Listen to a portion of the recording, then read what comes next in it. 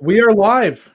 Today is March 14th, which is 3.14, our favorite day of the year. It is Pi Day. I have 5 of my favorite people across the country and 5 of my favorite people that like to innovate and talk about cool things. So I think the first thing we will do is we will do a quick introduction. First off, I'll start. My name is Kevin Walseth. I work for DigiKey, and I am in the technical marketing team. And what I do is I work on all things STEM, maker-related, startup-related, and anything that falls into really fun category. That usually ends up coming back through me. And I get to work with many of these great people. I see them all over the country at different events, at maker fairs, at really fun meetings, really cool meetings to learn about new technology. I work with some of these people on a professional level. These guys are all my friends. So this is going to be a fun show. We're going to talk about the Raspberry Pi Pico and the RP2040 chip that goes on the Pico. So let's start. I'm going to just go around how it shows on my screen. So to that way, we have Shawn Hymel. Hello, thanks for having us on, Kevin. I'm excited to chat about the Pico. It's something I've been reading about over the last couple of days. And so for those of you who don't know me, I do videos. I used to work at SparkFun. I now help out with things like DigiKey to make videos. The recent one I've been working on is the real-time operating systems video. And I'm pretty excited about that one. That one's been going well. People seem to be excited. And one of the things that came up for me was, can I get a real-time operating system working on the Pico? So I'm excited to chat about that. It looks like people are working to get free RTOS ported to it, and that is exciting. So I will give it back to Kevin so everybody else gets a chance. All right. So on the other side of Shawn, I'm assuming people are seeing the screen just like I am. We have Mike Senese. Did I pronounce your name correct? Mike Senese? You can say Mike Senese. I say Mike Senese. Okay, we're gonna go with Mike Senese. We'll go with what you go with. All right, that's great. Thanks, Kevin. Hi, everybody. I'm excited about this conversation. For those of you who don't know me, I am the executive editor of Make Magazine, which, if you don't know, Make Magazine is the leading DIY technology how-to publication, cover-to-cover projects and fun things to do and build. And we really track a lot of the innovations that are happening in all the different spaces, all the different creation spaces, but especially prototyping boards, dev boards, etc. And we've got a great partnership with DigiKey where we put out an annual guide to boards. We have an online component for that as well, which you can find really quick with a real quick Google search. So keeping our eyes really active on everything that's happening in that space and seeing the new developments from Raspberry Pi with the Pico and the RP2040. It's been really fascinating for the last couple months. It has been really fascinating. And, I don't want to be a big spoiler spiller, but I have a feeling the Pico may end up in the 2021 boards guide. Just a thought. There's a chance. I mean, I think it could end up happening. Well, if not, we may have to have a conversation because so far it is the most talked about new board of 2021. Mm-hmm. Yeah. All right, we're going to jump right underneath Mike, and we have Kirk. Hello, Kirk Benell, CTO at SparkFun. So happy to be here. Very excited. Keeps me away from shoveling snow here in Colorado right now. But really excited to talk about the RP2040. We actually are investing a lot in that at SparkFun. We've done some boards, building some software, and just excited to see where it goes and where it goes in our community and how people use it. Anywhere from the $4 Pico board to some of the boards that we're making and everybody else is making. Where's this thing going to go? And excited to talk about it today. I'm looking forward to the discussion. Yeah, and we have some really cool boards that we are going to show that Kirk has sent us ahead of time, and we'll be able to show them on camera, and it's going to be cool. All right, bottom middle, we have John Park. Hello, hey, it's me, JP, John Park. I am a maker. I go back to Make Magazine in the early days, and I've been with Adafruit for a number of years now. I pretty much am full-time with Adafruit doing projects every week, so I come at this from I like to take boards and turn them into stuff, build somewhat practical, somewhat whimsical projects that in a lot of cases are all around me and help me do the stuff I do. I've got some at least one project to show here that's a practical one that I've done with a Pico that I'm using pretty much on a daily basis. And so I'm excited to learn about some of the stuff that will be possible as people explore the RP2040 and expose some of its really impressive features like the PIO stuff that'll make my life easier as a maker. So I feel like we're on the very early days of, okay, what can we do with this and how can we get tools into the hands of people like me who want to grab sample code, twist it to our needs and build practical stuff or fun stuff with the Pico and with the RP2040. I'm excited about some of these Spark Fun boards. It's actually the first time I've gotten my hands on one of the micro mods that has the little plug in your own processor type of architecture. I really like that. It's like a game cartridge for your microcontroller. And I've also got, I can show one of the Adafruit boards is a Feather based on the RP2040. So that's a familiar form factor and gives access to a lot of existing peripherals, the Feather wings, while jumping into a new microcontroller. And so I'll talk a little bit about that and how I'm coding that, what's happening with those. So really excited. I know this is Pi Day in general. This is a tangent, but I'm really excited about the Pi 400, which I've started playing with, and some of the possibilities of plugging in accessories using SparkFun's quick controllers. Adafruit has a sort of subset naming of it called Stemma QT, but that idea of the I2C devices plugging into either the Picos or the RP2040s or even the big boy Pi 400 has me really excited about how much easier things are getting for people to plug stuff together and build their projects. So that's some of the stuff that's making me excited. Man, I think we're going to need more time today. There's so many exciting things. I have so much to say. It's so exciting. All right. And last but not least, we have Sam Snyder from Raspberry Pi. Yeah, hi. I work at Raspberry Pi as the partnerships manager, so I'm definitely more on the commercial side, but I've been a maker probably almost 8 years now, and I got an Arduino, a SparkFun Arduino starter kit for my birthday. And then I worked at Micro Center, which is like a Fry's or a Best Buy, but cooler, and helped do their DIY section. I did that for around 5 years before then working at one of the Raspberry Pi distributors, RS Components. And then last year, I finally joined Raspberry Pi. So I've now been a maker, a reseller, a distributor, and I work at Raspberry Pi. So done the whole ecosystem almost. And the coolest thing about your past 3 jobs is we have worked very closely with you have worked very closely with our team at DigiKey, and it's been just fantastic. When we heard you went to Raspberry Pi, I think we threw a party without you. Yeah, you guys just can't get rid of me, really. No one can. I just work with the same people, which is great, though, because like the Raspberry Pi community, the Arduino community, really the maker community, I think we all can agree is very unique, one of the best communities out there. So, yeah, I completely agree. Yeah. All right, so where do we want to start? I think we should start really quick. We're going to get into all the Pico stuff, but John Park, you brought up the Pi 400, and I just happen to have one right here. I know we all have one, man. I don't have one. I don't have one. My kids keep coming in here and saying, "Dad, can I have your computer?" I'm like, "Well, this is the whole computer.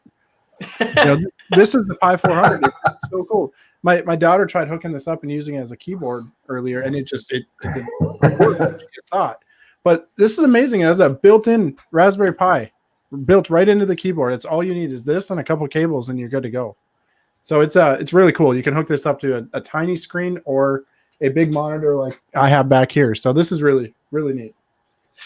So real quick, somebody we interviewed recently on Hello Blink Show, their kid would not let their kid have a TV. They would not get their kid a TV, but they said, we'll let you build one, basically. So they gave them a Raspberry Pi and gave them all the hookups to make it happen so they could game and watch shows on it.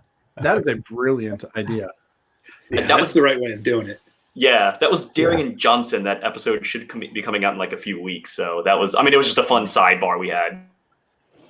Yeah. Again, I know we don't want to stay on the Raspberry Pi 400 too long, but I'll actually be showing I have a show on Tuesdays that I do for Adafruit. That's a new product pick of the week show. And spoiler alert, one of the things I'm going to show is an add-on for the Pi 400 that's Adafruit's calling the Cyber Deck, which is this kind of cool 30-degree angle breakout for the Pi GPIO pins that are across the back. So it gives you this nice sort of viewing angle for plug-in screens and things on there, and it has the little quick /stemma QT connectors on it. So it's kind of cool because I was telling my kids this is an awful lot like the Apple IIe that I had when I was a kid. That was this sort of all-in-one computer, and the computer's built into the keyboard because it just was something that occurred to people, and then it took a long time for it to occur to Raspberry Pi to do it again.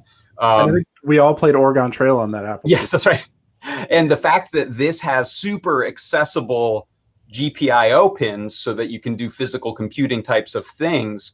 That's what I'm going to show. Actually, I've got a analog to digital converter and some knobs plugged like right into the computer. So now I'm doing stuff in Python on the Raspberry Pi and getting access to physical computing all in one thing, which makes it feel kind of really neat and all in one, accessible instead of pieces and parts spread all over the place. It's exciting to play with that stuff.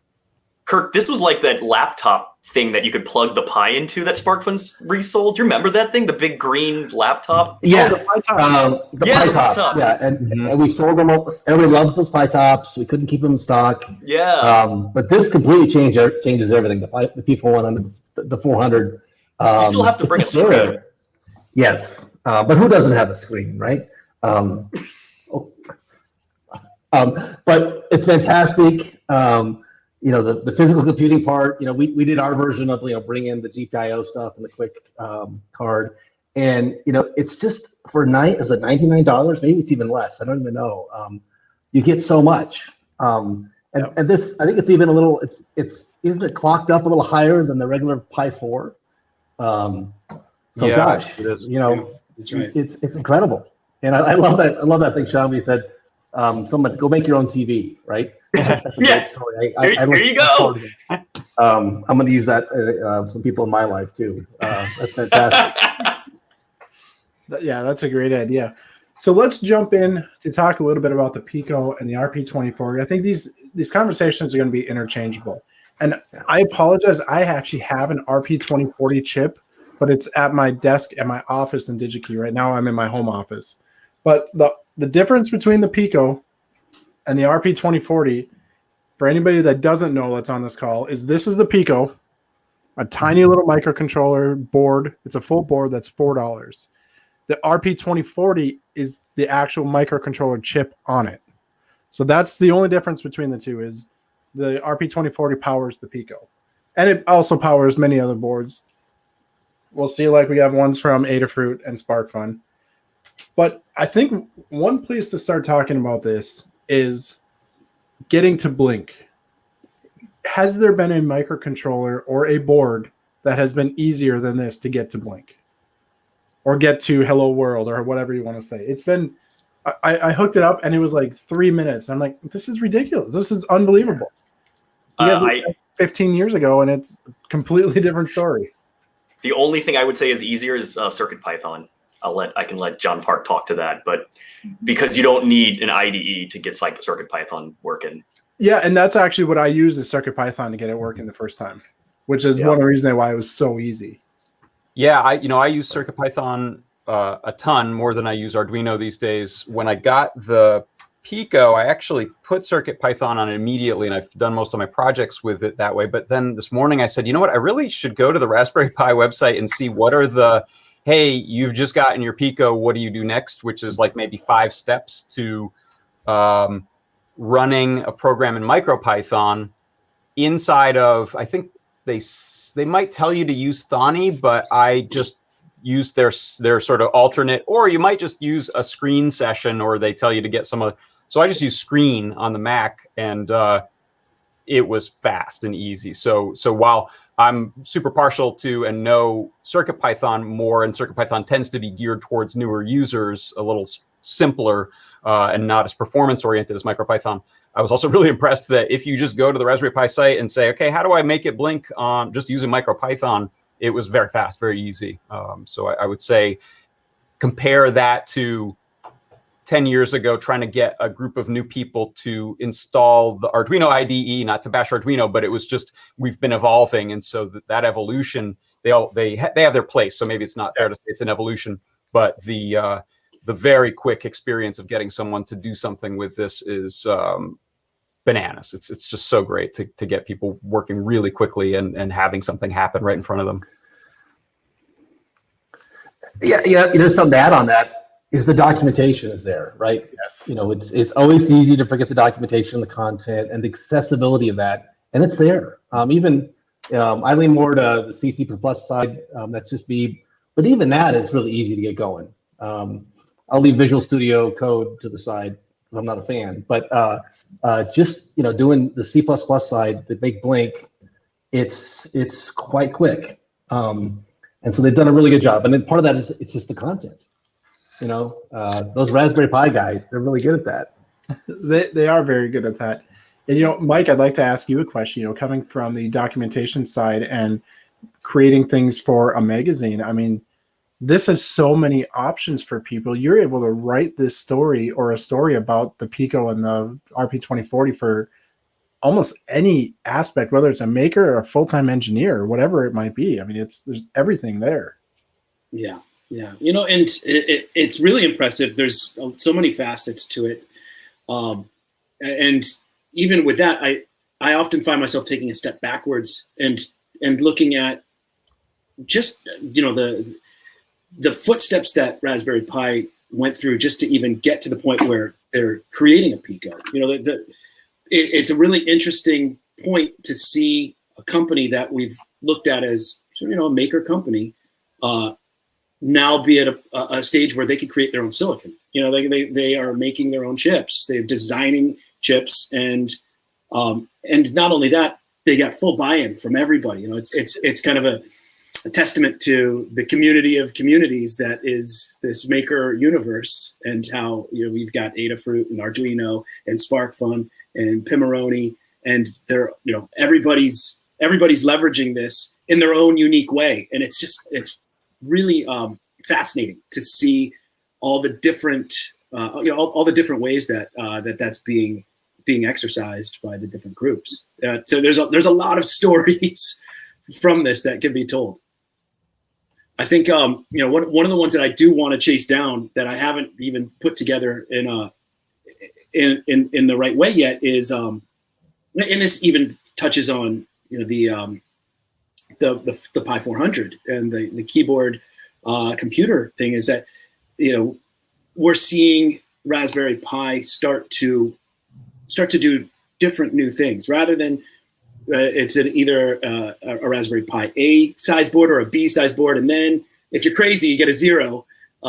Suddenly we're talking about all-in-one computer keyboards that it's its own unique board that's inside of that, and you've got now we're getting into microcontrollers. These aren't, single board computers. The Pico's got, it's got a whole different use case for it. So Mike, it's interesting. I feel like we should have expected like left field stuff, thanks to things like the Pi Zero, which is like, what? But I still had absolutely would never have guessed that Raspberry Pi was going to make a microcontroller. I was like, yeah, right. And the frustrating thing is, that all the different teams that were involved in it, they've been working on this for at least a year, because you can't just create a board in a weekend, and so like it's incredible amount of secrecy that happened, and I wish that I'd gotten some whispers about it, but I think it surprised everybody. Yeah, it was much more than a year. We have really cool internal code names, so that way, like even only like the teams that are working on projects get to even know what they're working on. So. Yeah. Wow. So forgive me, Samantha, I should know this off the top of my head, but what was the actual release date of the Pico and the RP2040?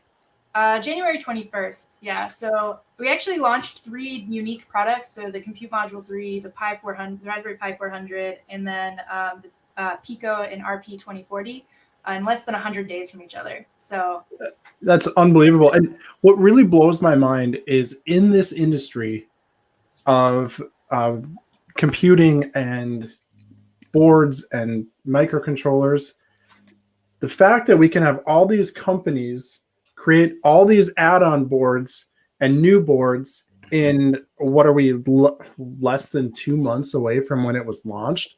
I mean, I have a handful of these. I have more down here I could grab. Well, here's the actual Pico, and there's so many more but the innovation is so fast these days. It's hard to stay on top of what's new, but it's amazing how quick Adafruit and SparkFun and Pimoroni and some of these other companies, I know Kitronic is working on some things as well, that they can create these hats and add-on boards in so little time. So I want to say that I think it was a genius move on Raspberry Pi's part to, I'm assuming, approaching some of these companies and saying, hey, do you want to partner and help create this ecosystem? Because I remember being at SparkFun and we did this with the Edison. And like as soon as Edison was announced, we had all these boards and ecosystems to go with it. And it seems like Pi's not really competing with Arduino. As far as I know, Arduino is making its own version of the RP2040 board. So it was kind of like, here's a chip, make this work in your ecosystems. And all these third-party companies kind of did that, which it now just saturates the wrong word, but now it's out there in the open and you can just get a variety of things like, oh, you want a LiPo charger? Well, go here. You want small? Go to this one. You want the micro mod? Go here. Like, it's got everything as soon as it launched, which was, I think, a genius move on Raspberry Pi's part. That's a good point, and I think it gives people confidence when they see that there are 4 or 5 companies making a huge variety of things, that there's very little risk in investing your time and learning about how to use this chip, because clearly it's not like some freaky one-off thing that you may be the lonely person using and you can't get any help on it. So it's that's all in. Yeah, just to add to all this is, Raspberry Pi was great to work with. I think they approached just 3 months before the launch, and they were like, hey, you want to do something with the RP2040, and we were surprised they were opening it up to the different vendors, and of course we'll do something. And it was a mad dash. I'm sure everybody had that. But they were fantastic to work with, even with a 7-hour time difference. And it was just great to see when we launched. They were very cooperative with us, and I know with everybody else, to make sure that our boards are represented on the launch. And it was just fantastic. And it was a really good experience for SparkFun, and I'm sure everybody else. Really, really good. And just go to the market, and like you were saying, is everything's there. There's 4 or 5 different boards from different vendors, and it's ready to go. Yeah. Todd Bott in the comments brings up a really good point. He says, they say that the RP2040 docks are really good, and it makes designing something around the chip really easy. And that's so true. I've been scouring over the docs and they are spot on. I have questions about PIO stuff, but like I'm going to direct those to the forum where I've got like people who have also been the domain experts on PIO can help me with there. But that's about my only complaint. It's like some of the PIO stuff I just can't wrap my head around. But yeah, the docs are great. You want to design a board? The docs are so good. Yeah, and even another good comment in the comments from Justin Driscoll is the Pi Foundation has built up a lot of trust and goodwill over the years, which is part of the reason why I'm assuming companies like SparkFun, Adafruit, Pimoroni, some of these companies we're talking about have no problem when they hear this little whisper come in about this new board coming up. It's like, yeah, we're in, because they can trust the Pi Foundation. And we know that Eben and Mike and the team over there are so trustworthy and done such a good job in the industry over the past 10 years or whatever it is, that it's easy to be able to know that this is going to be successful. They've done their homework. It's ready. It's also an interesting shift from 10 years of Raspberry Pi producing the foundation of the system and a lot of people producing add-ons. This is a different thing where everyone gets to make the kind of foundational thing by being able to make their own board using the chip. So they've kind of moved it a level deeper, whereas we used to make hats to go on top of Pis. Now we're actually making boards that this chip is built around. This is one you had mentioned it before. This is this Feather RP2040, and I think Shawn mentioned if you have a desire for a board where you get LiPo charging built onto it, that's kind of one of the things that you expect from a Feather. And all of these add-ons, I have like a little matrix doing a happy little thing inside of CircuitPython on here. So this one will do some charging on it. I'm very excited because this is one of the earlier feathers that has USB-C. I'm very excited about things moving to USB-C. This has the little quick Stemma QT connector on it. So this probably will start to be the feather that I grab first because, Adafruit's Circuit Python community has quickly gotten pretty much all of the libraries we need running on there. Oh, someone's trying to FaceTime me. Yeah. Sorry about that. And so that I'll pull this off. It'll make it angry. But so that's where we get to see that sort of fun. You probably can't see that, but that exciting fun thing of a little Raspberry Pi logo etched onto a chip that's on top of an Adafruit board here, or on top of a SparkFun board here. It's very nice. It makes me happy. Okay, I have a question for John Park and Kirk, representing Adafruit and SparkFun respectively. So one of the things that I saw that I haven't tried yet is that you can take your Pico board, right? And the Pico board has the SWD pins for debugging. You can do full software debugging on the backside here. And there's this thing called there's this thing called the Pico probe where you can actually load debugging software onto the Pico board and debug another Pico, which means that this is now a $4 step through debugger where that used to cost like $50 in the field. And I am thrilled to try this. So my question to the third-party board makers here, do you give us SWD so that I can now take this, turn it into a Pico probe, and full step through debug on like VS Code or something this? Yes. I haven't checked yet. On some boards. So I think on the our Thing Plus, which is what I'm holding here. Okay. And then the Micro Mod, if you put it at the ATB, you can get them there too. But not on our Pro Micro. It's just too small. It's small, right? Small. And why would you do debug development on a Pro Micro, right? When you can do something big. Right. Yeah, so Shawn, there's the SWD. You can solder on your own header. It's just ready for those little surface mount ones. This is on the feather. You can hand solder those. Man, that is a tight placement. Woo! Yeah. Where is it on the Thing Plus, Kirk? See, isn't it right here? The thing that looks like a JTAG connector, but it's not. It's SWD. Yes. Oh, I see. Y'all probably did like pogo pin or something to this, and there's test pads on the backside. Right. Woo! Okay, those are hard to get to. Okay, good to know. But they're there. They are there. And they are here too. I mean, I'd very likely be desoldering that capacitor right there if I tried to get in there with my soldering iron, but someone might be able to. I'm scared to put it through my oven. I know you can. I know you can reflow those things and just like throw them through an oven. But like, I'm like, are the components going to move? Like, what's going? I mean, it's a $12 board, so you know. I would say, Shawn, try it. If you break it, call me. I'll send you the board. That is true. Well, the SparkFun one actually gave me through hole. I just need one of those like little like JTAG style, like what are they, like 1 millimeter connectors or whatever. The ones that they have on Adafruit, the STM32 version of the feather actually has it on the underside, which is easier to solder, but then you can't like put on a breadboard. So like that was the trade-off there. Okay. Shawn, also one thing on debugging is, am I right in understanding that you can debug one of the Cortex M0 cores with the other Cortex M0 Yes. I saw a GitHub repo with that, but if I want to debug like multi-threading and using multiple cores, that makes it a little tougher for me. But yes, there is a project out there where you can run a debugger on one core and debug the other core, which is awesome. I also want to get that working. Can I shift sort of a tangent to that? Is one thing I was really excited about with the Pico board itself. I guess that focus will work for now. Is the at that price, $4. Having 27 GPIO pins is fantastic. So when I'll show this project I built is this keyboard. So here's a PCB I made for the Pico, and it was fun because the Pico has these castellated pads, so you can treat it like a surface mount device, which makes I'm hiding that from you. Makes life a lot easier. I don't have to have headers and holes running through, so routing this was easier. You just get to surface mount solder that right to there.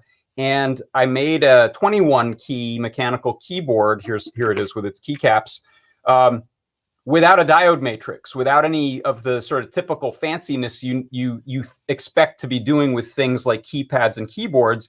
I was like, well, wait a second, I just use this as a whole bunch of digital inputs, and each one has its own with some room to spare, which some people will ask, well, I mean, isn't the right way to do this with diodes? Or I was like, this is $4. At this point, it's going to cost me more to start adding things and complicating stuff and routing more things. I'm just going to use the whole darn $4 Pico board as a keyboard. And since this has USB inside of Circuit Python in particular right now, it's really straightforward to create USB HID devices. So keyboards, mice, MIDI devices, and joysticks. So this thing plugs in and it just is a keyboard. So to anything that I plug it into, I use it as a video editing keyboard for some shortcuts, setting inputs and outputs for cutting and trimming and things like that. And this is kind of one of those really simplistic things that I've always wanted in microcontrollers, is just a ton of GPIO. Because I don't really want to add complication to it. I just want to say, I need a thing that has like 20 buttons on it. And it used to be, it would cost you quite a bit, or you'd be adding parts to be able to add giant amounts of GPIO, or you'd be using a board that's this big, like the Grand Central or the Mega from Arduino. So kudos, thank you for having all that GPIO and making it really accessible. It made this project very simple and fun. That's a good point, John. Is that keyboard, the PCB for that? Is that a custom design that you put together? Yeah, I built it. I actually just put out a tutorial last week for it. I made it in fritzing, which was my first time using fritzing as to generate the PCB, because I was used to using it for making breadboard diagrams, and then would go to Eagle, which has a much steeper learning curve. And Lamore from Adafruit, she said, "Hey, why don't you try to do the PCB inside of fritzing? I think it's gotten pretty good." I was really impressed. It had everything I needed to do this type of board. It has, 1/100,000th of the features of something like KiCad or Eagle, but it had exactly the number of features I needed to do. A two-sided board with hand routing it. I'm not using any auto routing, but it was not too hard to learn how to do the footprints inside of Illustrator as a SVG file. And this footprint is available on the Raspberry Pi site. So if you want to bring the footprint and the schematic of that into fritzing, you can just download that from Raspberry Pi. It's like two variations on it, one for through-hole, one for surface mount. And it makes it very easy to start diagramming things. Because again, I'm usually coming from these things from I want to make a simple thing and I want to try to explain it to people who might be new to it. And so fritzing is perfect for that, and being able to grab good documentation and files to start from that Raspberry Pi provided made it. I mean, this is like, I don't know, a few weeks after this thing was out, I was able to grab all the pieces and things that I needed to do really nice, what I think is really nice, clear documentation on building this type of a project. And then this I sent out for boards at a couple places, JLC PCB and Osh Park. And I kind of went through that in the tutorial too, for how people can make a custom PCB with a Pico so that they can start to learn how to not hand wire things and have breadboards with terrifying connections that'll fall out. So I think this is a kind of a neat next level project for people getting into Pico, is how do you make a more permanent kind of thing out of it? Yeah, absolutely. And it's funny because it's, one of the stories that I'm starting to put together is tracking the compute module evolution. And we're seeing, Raspberry Pi's got proper compute modules. We're seeing a lot of usage of those, and other board makers have their variations of the same concept. But in a sense, it's almost something that you've done there. Although when you solder it in, it becomes a little more permanent than slotting it in and out. But you've created a board that the Pico goes into. And again, if you think about, you could certainly do the through-hole version and then put some female header pins or socket headers and header plugs. But now you've probably spent close to $3 on header pins for a $4 microcontroller. I was like, oh, this starts to change how you think about. It's not like a $30 Arduino Uno in the old days where you're like, I want to reuse it in a bunch of projects, so I'm going to always plug it into things. It's like, these are nearly disposable prices for a very complete microcontroller. So I I think it's going to change how I think about that aspect of building a project. And if you do decide to go in any sort of production, whether it's 10 units, 15, 20, it's actually comes on a reel, so it's pick and placeable. That's cool. Yeah. Samantha, I got a question for you. Any plans for a Pi microcomputer with an RP2040 on board? We just launched so many products.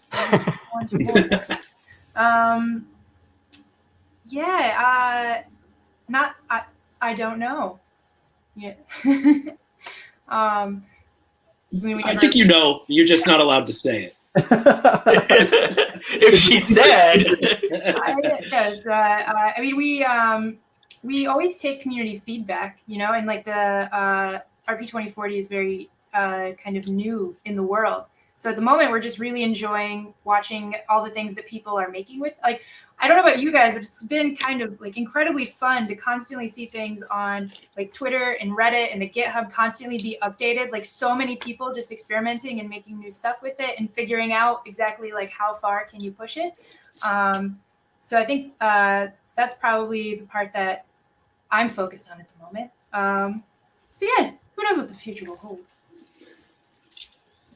I think that's a good point too, though, Samantha. The projects that the community is making, it's really blown my mind to see how quickly people have been just pushing the limits on these. Just looking at any of the different project sites, Instructables, etc. There's a lot of Pico projects that have already shown up there. It's great, and it's only been a month and a half since it's been released. Yeah. One thing I've noticed, Mike, about that is there are a couple of communities that I follow online that aren't pure maker communities for like the generalized global, but they're very specialized maker communities. So it's synthesizers and mechanical keyboards. And both of those are communities where people went, as soon as this was announced, they're like, oh, wait a second, does this change things somehow? Because like the keyboard community is Pro Micro. That's like all the keyboard builders use the Pro Micros. And unfortunately, clones of them, and not necessarily the genuine article. But I will not be surprised. Now, thank you for sending, by the way. I got one of the SparkFun Pro Micros with RP2040 on it, and I bet that will start to be a favorite in keyboard building for a bunch of reasons. And then same with the synth people. They're like, will PIOs be useful because they sort of give you protected little timing cycles, which is really important within audio generation stuff. So I think with how many are there? 2 or 4 PIOs on there?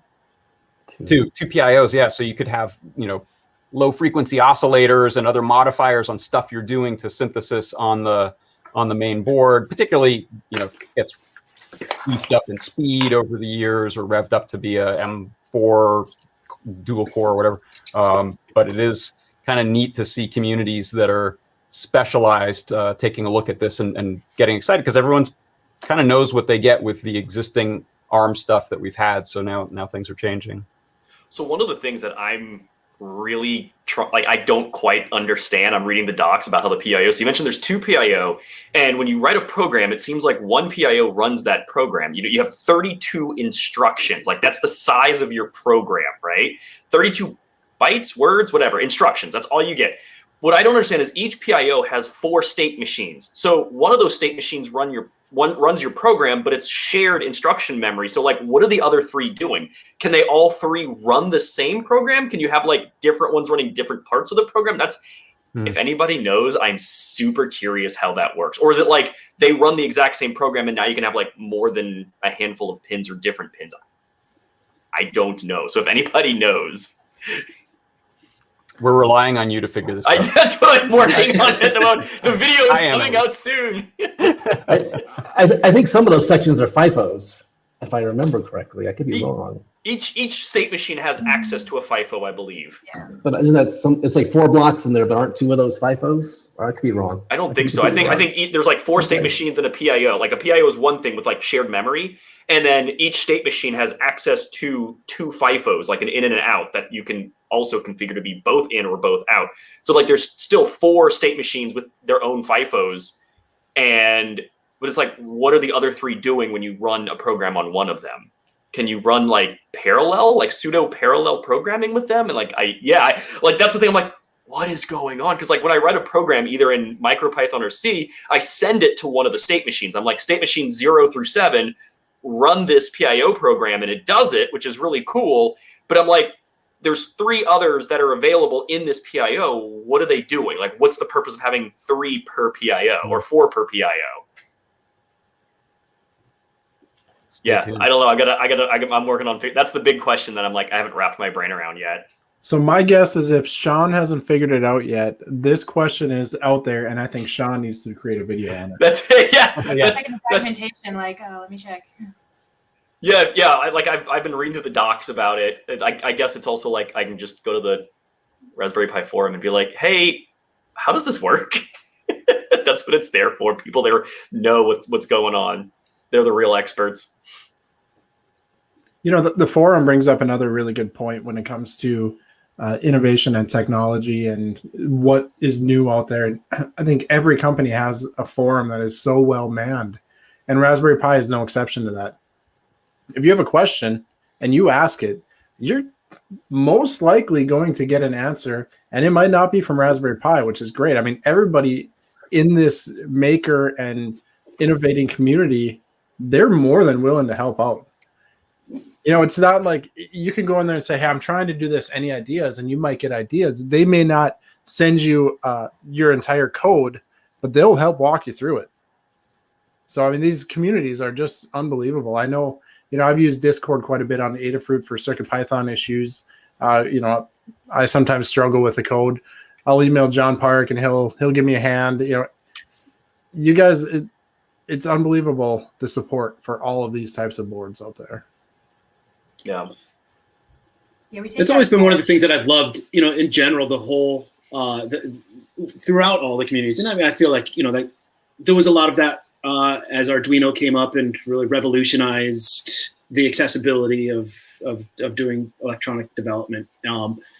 And, you know, Raspberry Pi picked that up and carried it along. And, you know, it's great that it's continuing. I think that's, you know, that's my point, that it's the support, the community support, the sharing aspect of all of this is what makes it all work, and it's what makes it amazing. And you know, and I think, you know, as I keep coming back to, it's, you know, it's kind of an extension of the whole big thing that that is, you know, this maker universe, and it works. And, you know, now we're at like the next stage of it where, you know, it's just even easier and faster and better, but that community support and it's, you know, the sort of the love of it all is just helping drive everybody forward and do cool new things quicker, faster, easier, smaller, cheaper, $4. I mean, it's mind blowing. It is. Yeah. Samantha, I had a question for you. You work mostly on the big Raspberry Pi side, right? Oh, I technically mostly just work on the commercial side, so for all of it, yeah. Okay, so I don't know if you have the full answer for this, but I'm curious, like, why the Pico? Like, what was the impetus for Raspberry Pi releasing a microcontroller when they've been so specialized in single board computers? Mm-hmm. I think the too long didn't read it sort of answer is because we can, mostly. No. Because we can. Yeah, so I think I should be able to answer that question a lot better, actually. But I mean, we're always trying to push the envelope of, you know, having like as much hardware as you can possibly pack into a small form factor that's affordable and accessible and easy to use. And the Pico has been in development for a really long time. And, you know, like if you're going to make a single board computer, you know, microcontrollers seem also like kind of an obvious thing. And there's no point of having your own chip if you're not going to have a microcontroller. Yeah, Pi must have spent a long time developing custom silicon for this. Like, that is not an easy undertaking. Yeah, it can't be. Yeah. So go ahead, Mike. I was going to say, you know, part of what I also look at as I'm wondering about the backside of this without having insight into it is the Pico itself is a really interesting product, but the RP2040 feels like that becomes the thing that, that's the sound business decision that got made. Let's make a chip that everybody's going to build around. Yeah. And, I think that's going to be the thing that potentially could propel Raspberry Pi into another level of technology dominance than, the world that it's in, the education and tinkering side of things. Suddenly they're a big player. Which brings up a really good topic. I'm going to ask a question to everybody on here, and I'm not going to throw any companies under the bus, but how do you think this is making some of the other, big chip companies that are a little more expensive, microcontrollers, how do you think they feel? Raspberry Pi is jumping into this market. What are they going to do? I guess I could answer that question with a question, which is, those chip makers, I'm assuming the maker market is just a tiny little drop in the bucket versus putting them in dishwashers and cars and whatever. So part of my question is, where does the RP2040 fit into that larger industrial use ecosystem? Will we see it inside of a PWM on a coffee machine or the hairdryer or whatever? Or is it more focused on this educational area that Raspberry Pi has traditionally been intending to point their products? Yeah, and I think it is getting there. I mean, this is still a year or two ago. I was walking through an airport, and one of the monitors had a blue screen of death. Except it wasn't a blue screen of death; it was a Raspberry Pi code with the Raspberry Pi logo. So I mean, it is starting to get into more industrial, more bigger companies and more usages. So I think I'm really curious where this goes. Well, I think it's probably how Intel saw the Raspberry Pi in 2000, whenever that was, 2011 or so, whenever the Pi came out. Intel's probably like, whatever, it's just a little computer. Yeah. And now it's just chewing up from the bottom. I mean, gosh, I'm making a computer and a keyboard now. It's amazing. So I think most other vendors, they look at this, they probably think that's nice. It's probably focused, they see it probably as, well, it's for EDU. See where this goes. I mean, we, and the other vendors, we're selling a lot of these boards to everybody. And people are curious, the engineers are curious. So you expect to see in a couple, 3 years, projects being developed that go to actual market, maybe based on this RP2040 or the RP, whatever the next versions are that Samantha won't tell us about. But right now, probably it's not a concern. But this, I think it'll follow a similar path as the Pi, kind of creep into different areas. The Pi, is everywhere, and now with the compute module, I think it's really going to take off in a lot of different things. We're seeing some requests on that. But this is just version 1 of their, embedded solution. Yeah, and it's good. It's good.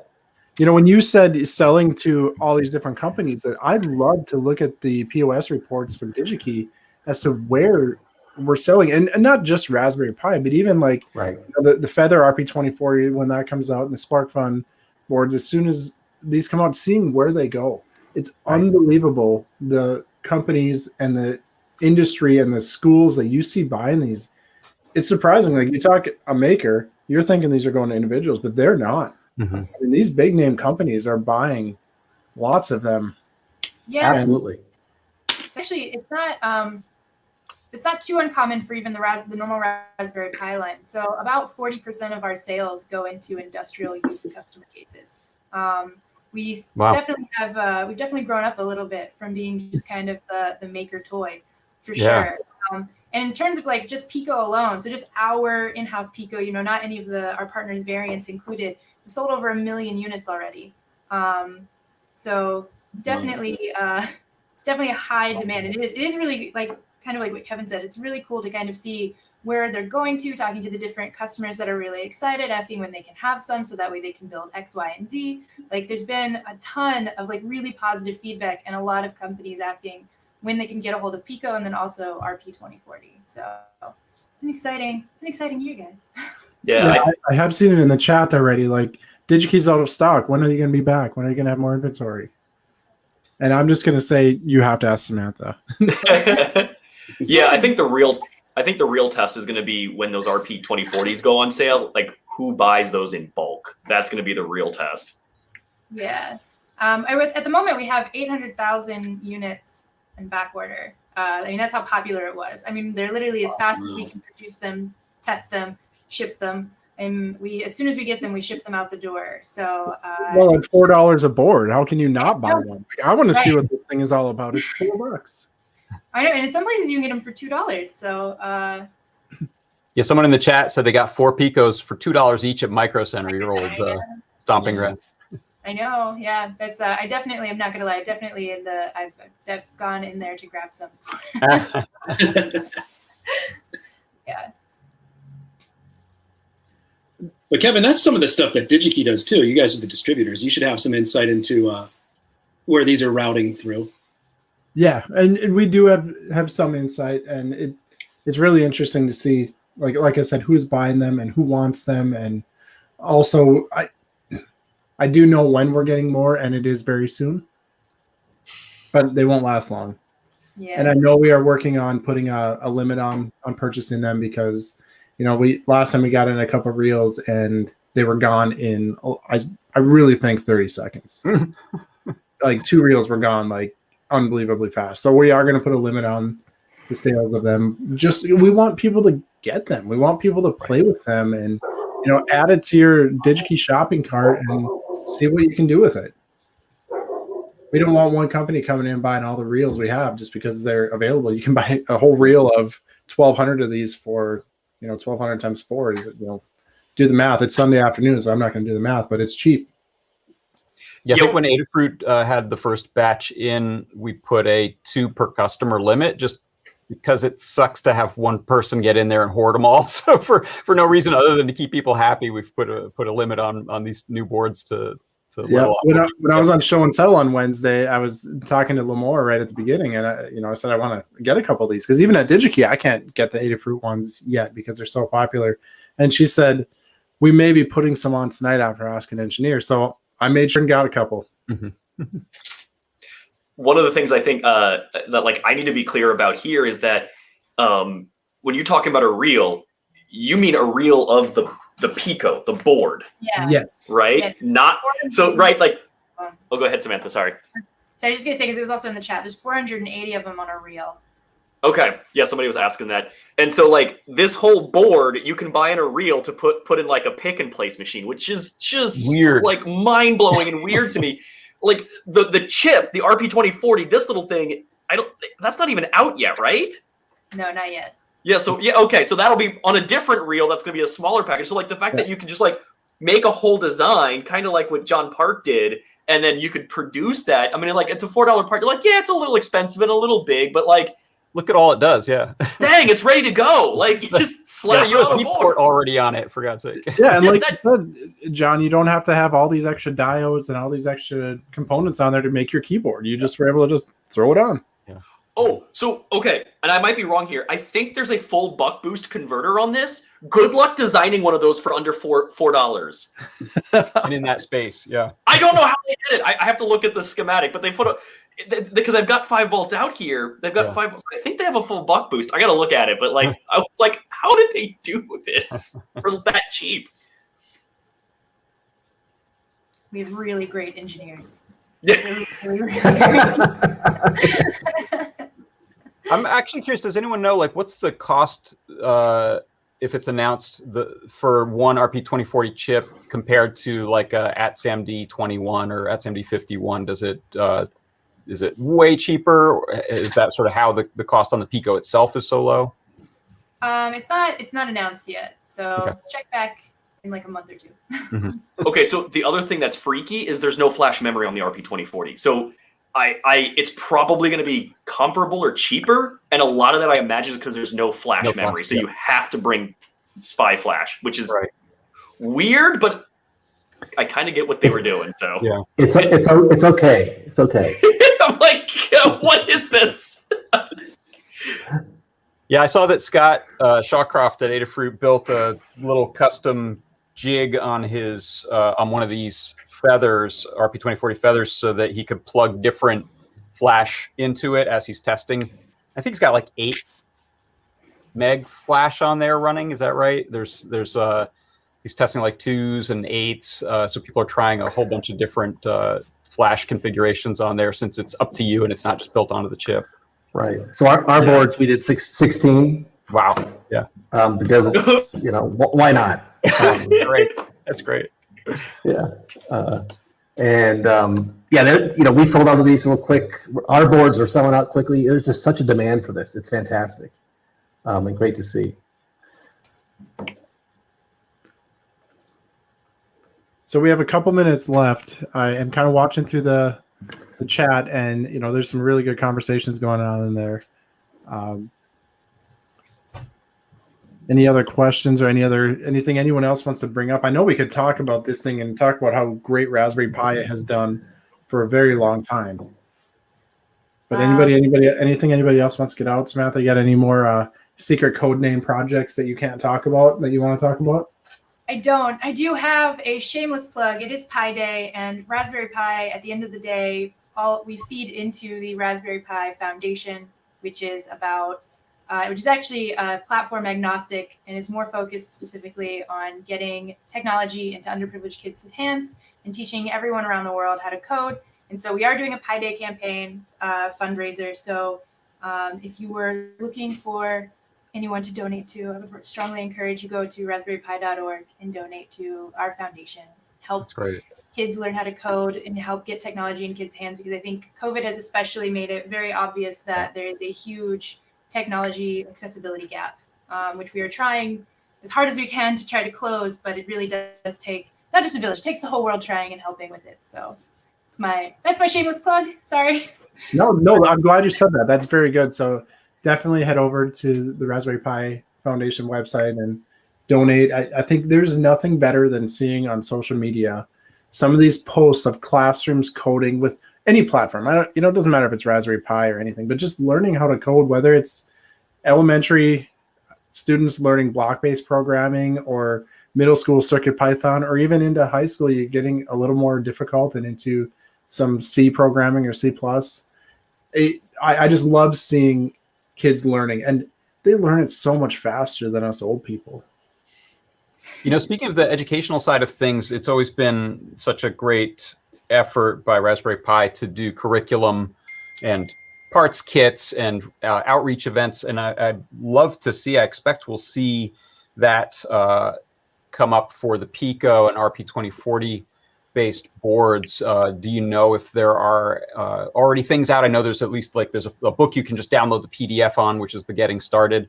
Are there other things in the works for educators who want to pick up a pack of these and some stuff to plug into them in a classroom setting?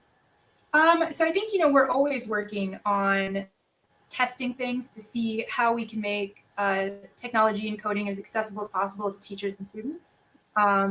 So there's stuff that we're working on internally. There's also similar to how we have partners, building other boards with RP2040. We also have partners that are building educational, a good example is Pipers, the build your own computer kit. They actually just launched an app that is basically, they converted drag and drop code for Pico. So that way kids can learn how to do, just like block code. It's very similar to Scratch or Make Code. And it's for Pico. And then you can get this little maker kit. So the Pico comes in it, and every month it teaches you have your kid has a different project that they can build. That's so great. I think we launched that today. At least I hope. Excellent.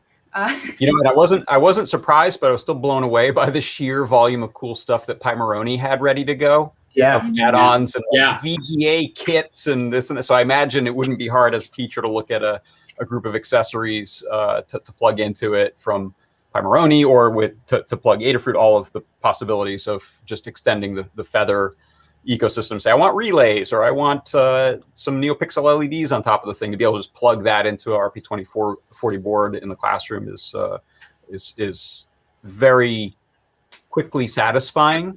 Not that breadboarding is bad, but it is so fast to plug a thing into a thing and kind of get into the software side of making the hardware do things versus spending an hour getting kids to breadboard something.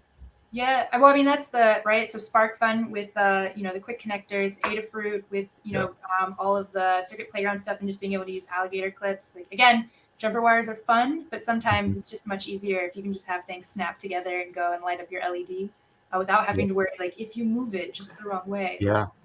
Yeah. Right. It's funny actually because this morning I was looking through some of the SparkFun stuff that I got, the little care package box, and you have a I2C button. So it's a breakout Yes. for Yeah, I an saw that. underlit. Ab- And I was like, oh my God, I'm going to use that on Tuesday because the Absolutely. project I'm doing didn't have a button on it. I was like, if I can just, I know it might seem silly to engineers, but for me to say, yeah, with one quick connector, I can plug this button into the project, I'm kind of happy. It's a break. It's a massive seller. Yeah, everybody needs a button. It's great. Yeah, Oh, I think big seller. I fell. Oh, No, everybody's got a Sean button. looking for his Sean. button. He's I think- jealous now. He wants a button. I think Yeah. mine. Yeah, I think mine fell. No, I'm like going through this right now. I've got the twisty knob. I saw it earlier. Now I can't find it. I know that button is the kind of thing that'll drive the "you should do it all with a 555 timer" crowd crazy, but for just making a thing work, it makes Right. it happy to have that kind of plug and play. And Oh I- my goodness! I do have a couple of the Pimoroni board that you were Oh, talking cool. about. I mean, this is Oh, just nice. a matrix and Pico display, which is just a little LCD screen. I haven't powered them up yet. I was hoping to do that, before the call, just to put a logo on here or something, which I think would be extremely simple. But yeah, just plug it onto the Pico, and there you go. Right. Well, guys, I think we're gonna have to start wrapping up here. I mean, we are a little over an hour already. We could do this for a very long time, like I said. I mean, you guys it's the best group of people to talk about the Pico, in my opinion. And I appreciate what everybody has done. Shawn, with all of your content, Mike, with your writing at Make, Kirk, this SparkFun care package with all of the SparkFun boards are incredible. Thank you. John Park is all the Adafruit content, John Park's workshop, all your shows throughout the week. It's really teaching everybody. Samantha with not sharing your Raspberry Pi secrets. No, I'm just kidding. No, we appreciate you coming on and tell everybody at the foundation that we appreciate their work. They're doing great things, and we're extremely excited to see more.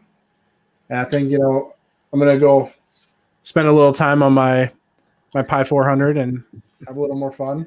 But you guys have done an incredible job. All of you on the call, Yes. Thank you so much for the time. Thank you. Thanks for letting me be part of this, Kevin. Absolutely. Thank you. Yes, Yeah, thank Thanks you. for bringing us We'll on. do it again next Pi Day. There's days throughout the year we'll have to all jump on a call again because this was Next fun. Pi Day's in person. You know what? I like that idea. Yeah. Next Pi Day, I'm gonna say this now so it has to come true.